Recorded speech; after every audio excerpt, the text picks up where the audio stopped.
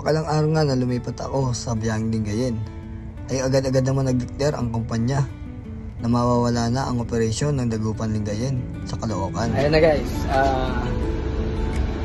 naayos ko na yung kurtina natin, no? Dito kay 52.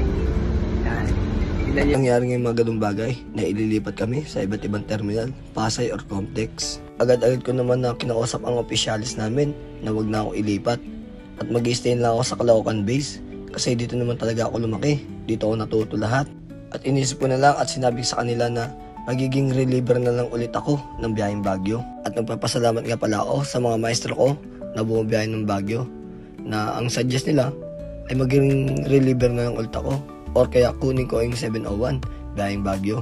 Mahirap kasi mawalay sa kinalakayan mo at kinasanayan mong terminal kung saan para kayo mga magkakapatid na lang, matanda o bata.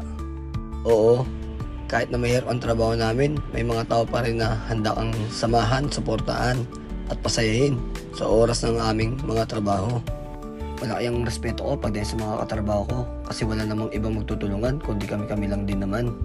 Mahirap para sa amin na malay sa pamilya.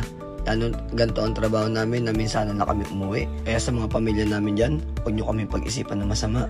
Kasi sa araw-araw na ginawa ng Diyos, tayo kami bumabakbak sa daan na hindi namin alam. Wala kaming kasiguraduhan kung uuwi pa ba kaming buhay o hindi na. At sa mga anak naman ng aking mga katrabaho, huwag nyo ikakahiya sa mga tatay nyo na nagtatrabaho sa ganitong larangan. Kasi wala naman silang inisip kundi mapabuti kayo, makakain ng maayos, at mabuhay kayo ng malaya, makapag-aral at mapagtapos ng pag-aaral. At sa mga oras na to pala mga idol, nandito na pala kami sa Urdaneta exit. Kasi may isa kaming pasahero na bababa ng Binalonan.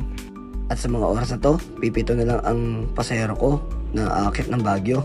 Nandito na nga pala kami sa season para magpa-CR at kumain ng mga pasahero namin bago kami umakit ng Baguio. At after nga namin na kumain, nandito na kami sa La Union Arc, isa sa mga sinyalis na malapit na kami umakit ng Baguio. At madadaan na natin ang Rosario. Ayun ang circle ng Rosario guys, mga idol.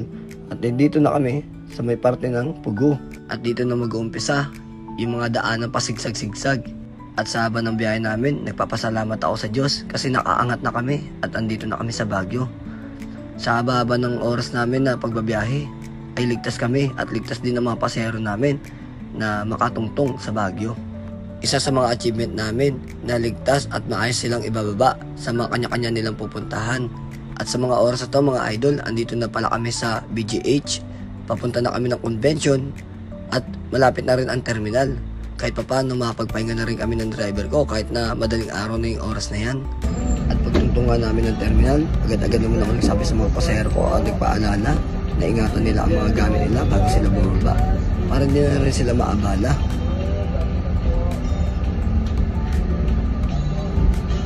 Batik na lang po yung mga gamit nyo bago po tayo bumaba para hindi na po tayo maabala. Magandang umaga po at salamat po sa inyo na. Nagpapasalamat po ako sa lahat ng mga sumusuporta sa akin. Hindi ko na alam kung gaano kayo karami. Basta ang alam ko, patuloy lang tayo sa buhay. Salamat po mga idolo. Hanggang dito na lang po, tatapusin ko na aking vlog. Sana suportahan niyo po ulit ako sa mga susunod ko pang mga biyahe.